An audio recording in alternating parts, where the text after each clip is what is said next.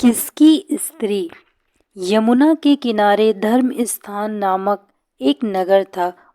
उस नगर में गणदीप नाम का राजा राज करता था। उसी में केशव नाम का एक ब्राह्मण भी रहता था। ब्राह्मण यमुना के तीर पर जप तप किया करता था।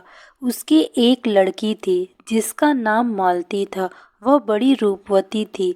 जब वह ब्याह के योग्य हुई तो उसके माता पिता और भाई को चिंता हुई। संयोग से एक दिन जब ब्राह्मण अपने किसी यजमान की बारात में गया था और भाई पढ़ने गया था, तभी उनके घर में एक ब्राह्मण का लड़का आया। लड़की की मां ने उसके रूप और गुणों को देखकर उससे कहा कि मैं तुमसे अपनी लड़की का ब्याह करूंगी। होनहार की बात की उधर ब्राह्मण पिता को भी एक दूसरा लड़का मिल गया और उसने उस लड़के को भी यही वचन दे दिया। उधर ब्राह्मण का लड़का जहाँ पढ़ने गया था वहाँ एक लड़के से यही वादा कर आया।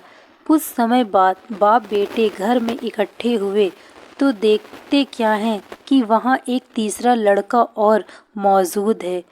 दो उनके साथ आए थे। अब क्या हो। ब्राह्मण, उसका लड़का और ब्राह्मणी बड़े सोच में पड़े।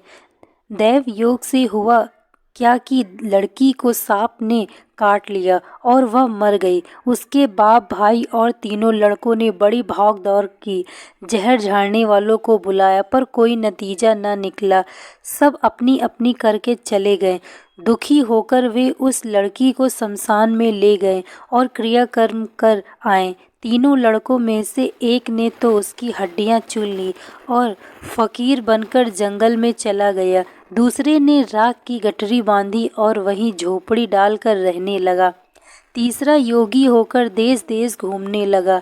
एक दिन की बात है, वह तीसरा लड़का घूमते घूमते किसी नगर में पहुंचा और एक ब्राह्मणी के घर भोजन करने बैठा।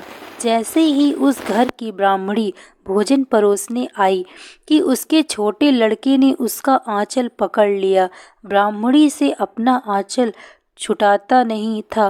ब्राह्मणी को बड़ा गुस्सा आया। उसने अपने लड़के को झटका मारा, पीटा, फिर भी वह न माना तो ब्राह्मणी ने उसे उठाकर चलते चूल्हे में पटक दिया।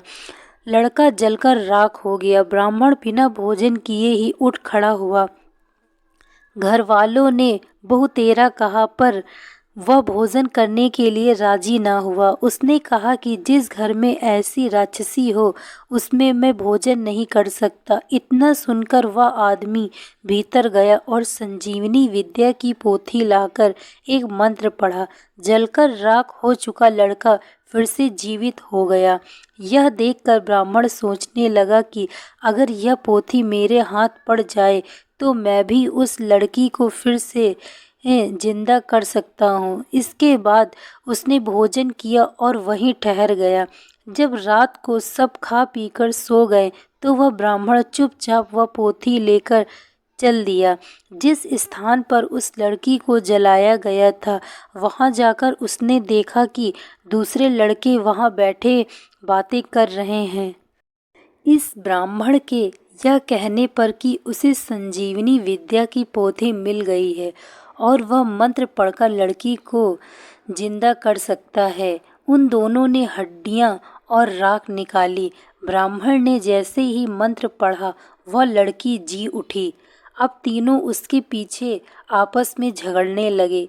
इतना कहकर बेताल बोला, राजा बताओ कि वह लड़की किसकी स्त्री होनी चाहिए। राजा ने जवाब दिया, जो वहाँ कुटिया बनाकर रहा उसकी। बेताल ने पूछा, क्यों? राजा बोला, जिसने हड्डियाँ रखी वह तो उसके बेटे के बराबर हुआ। जिसने विद्या सीख कर जीवन दान दिया वह बाप के बराबर हुआ। जो राख लेकर रमा रहा वही उसके हकदार है। राजा का यह जवाब सुनकर बेताल फिर पेड़ पर जा लटका। राजा को फिर लौटना पड़ा और जब वह उसे लेकर चला तो बेताल ने तीसरी कहानी सुनाई। Thank you so much watching this video. Like, share and subscribe.